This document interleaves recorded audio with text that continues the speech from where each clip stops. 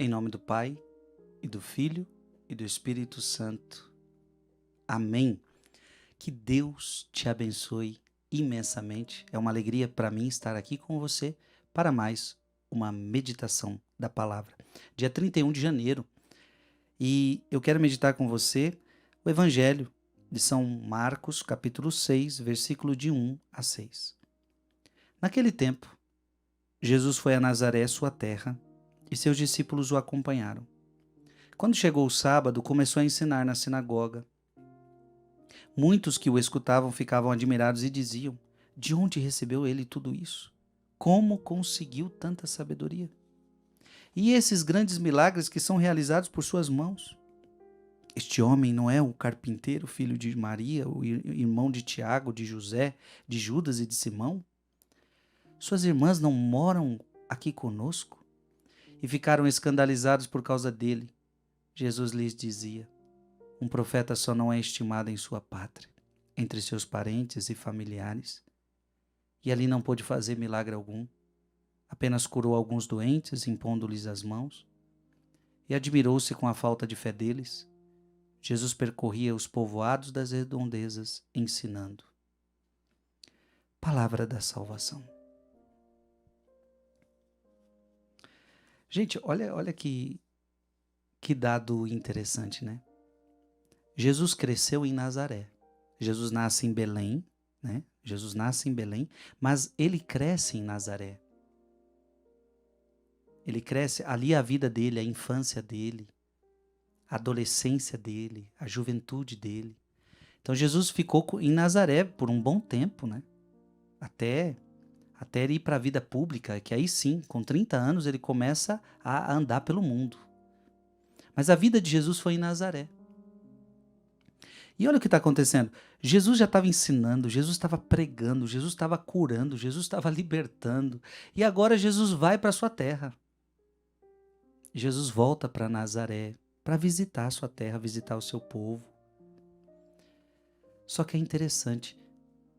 Ali no seu povo, o seu povo, enquanto lá fora era multidões, a gente vê evangelhos que o povo se amassava para ver Jesus, o povo pisava um no outro, o povo sabe, todo mundo queria estar perto de Jesus, todo mundo queria tocar em Jesus e muitos milagres aconteciam, muitas libertações aconteciam.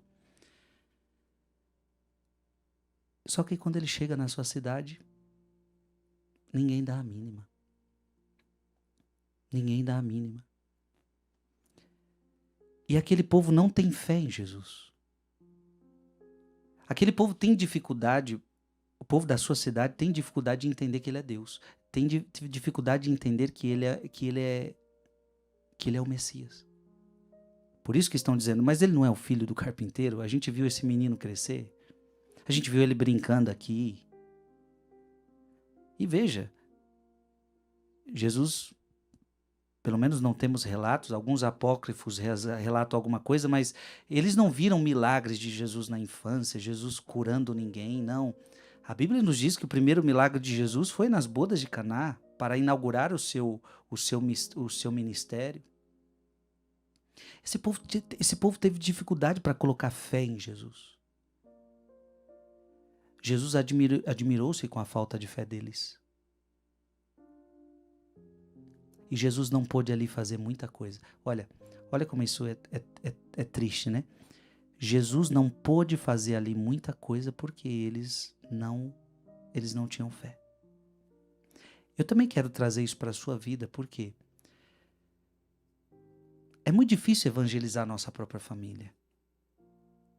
É muito difícil evangelizar os da própria casa. Um profeta não é bem aceito em sua própria casa. Está aqui a palavra de hoje.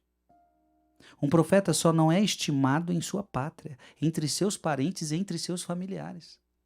Gente, eu sei que para você é muito difícil evangelizar a família, eu passo pela mesma coisa, não é fácil. Eu evangelizo o mundo inteiro, mas evangelizar a família não é tão simples assim. Porque dentro da família, as pessoas não colocam fé em você. As pessoas não acreditam. Você é uma pessoa normal. Você é uma pessoa que cresceu com a gente, viveu com a gente, sabe? Gente, como é difícil evangelizar a família. Você passa por isso?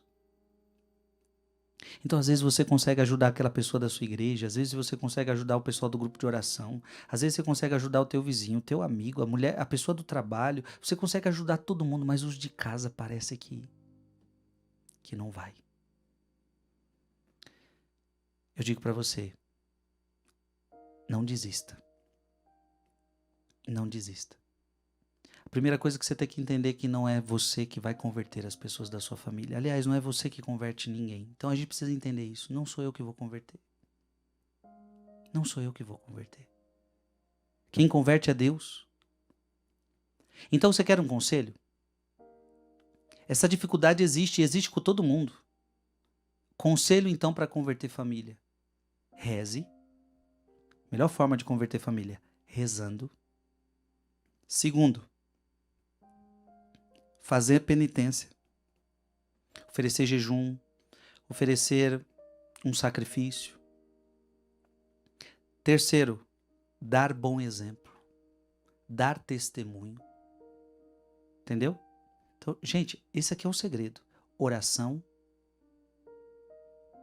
penitência, testemunho. Essas três, eu poderia colocar mais coisas, mas essas três são muito suficientes. Oração, penitência e testemunho. Veja que eu não coloquei aqui a pregação. Frei, mas eu não tenho que pregar para eles? Só que eles não te dão crédito. Claro que você pode falar, claro, e deveria. Lá na sua casa você deveria abrir a palavra, você deveria meditar com seus filhos, com seu esposo, com a sua esposa, com os seus irmãos, com a sua família. Você deveria, mas às vezes eles não te darão crédito. Então o que eu vou fazer? Então eu estou te dando a dica. Reze, faça penitência e pregue, mas agora você prega com a tua vida. E essa é a pregação mais forte que tem. Testemunho dentro de casa. Testemunho de paciência. Testemunho de amor. Testemunho de humildade. Testemunho de uma pessoa de Deus. E isso converte família. Isso aí eu já vi muito acontecer. Jesus tinha isso. Jesus orava. Jesus fazia penitência. E Jesus dava testemunho. E essa é uma grande forma que a gente tem para converter os nossos, porque a gente não vai desanimar dos nossos. Por mais que seja difícil, a gente vai lutar por eles. Que Deus te abençoe, em nome do Pai, e do Filho, e do Espírito Santo. Amém.